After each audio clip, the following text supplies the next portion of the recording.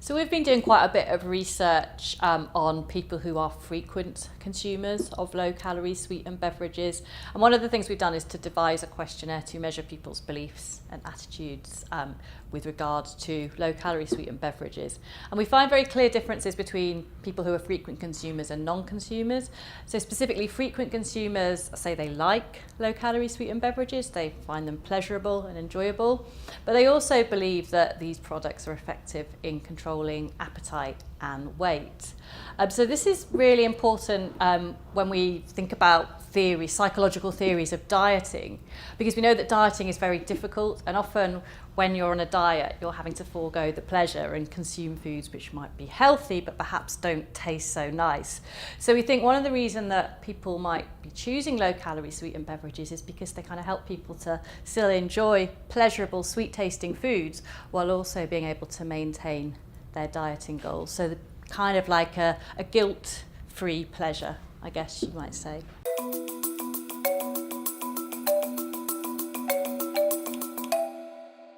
So our research doesn't show that at all. So we've done research specifically with people who are frequent consumers of low-calorie sweetened beverages. So these are people who are consuming over 825 ml per day, so just shy of 3 kind of cans of Diet Coke a day. So people who are consuming a fair amount each day. But what we're actually finding is that this is a helpful strategy in terms of calorie intake. So we've done experiments where we have deprived frequent consumers of their usual low-calorie sweetened beverages.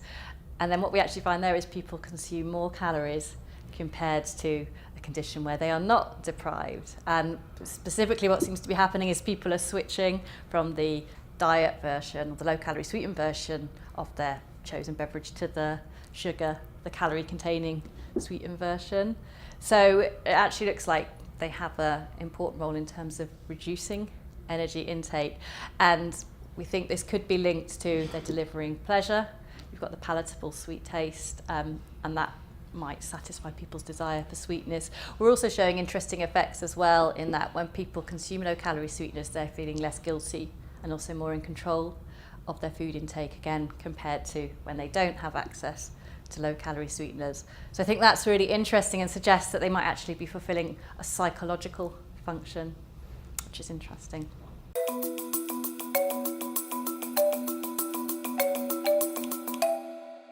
So I think there's a lot of skepticism about low-calorie sweeteners among consumers, and there is a real belief that they might not be helpful, and there's a belief that they make people put on weight, promote a preference for sweet-tasting foods, cause cancer even. So there is a lot of misinformation out there that isn't backed up by the scientific evidence. So I think one really important thing is to communicate research findings so that consumers are aware. And I think if you're somebody who enjoys sweet-tasting drinks in particular, and if you're somebody who consumes sugar-containing beverages, then it seems like a switch to low-calorie sweetened beverages could be a feasible strategy in terms of reducing calories, because we know from a lot of studies that people don't fully compensate for the reduction in calories. So they are a way of reducing calorie intake. So this